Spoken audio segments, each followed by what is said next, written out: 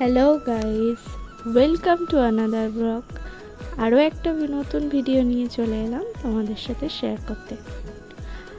চলো দেখি। আজ ভিডিওটা একটা দইয়ের কৌটোর উপর বহু পেন্টিং মতো করার চেষ্টা করেছি। দই তো খাওয়া হয়ে গেল, ভাবলাম কৌটোটাকে নিয়ে কিছু একটা করা যাক। তারপর মাথায় এলো যে একটা নতুন কিছুই করা যাক। প্রথমে আমি কৌটোটাকে পুরোটাই সাদা কালার করে নিয়েছি।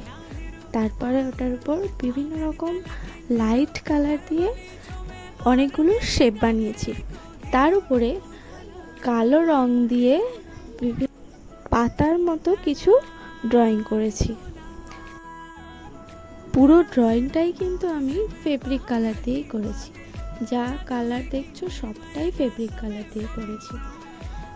পেন বা তুলি রাখার জন্য কিন্তু জিনিসটা সত্যিই খুব সুন্দর হয়েছিল। আমি এরকম জিনিস দুটো বানিয়েছিলাম, খুব সুন্দরই লেগেছে আমার।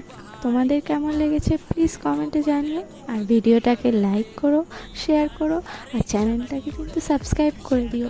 আজকে মতো টাটা, আবার নেক্সট ব্লগে তোমাদের সাথে ফিরে আসছি। সবাই ভালো থেকো, সুস্থ থেকো, বাই।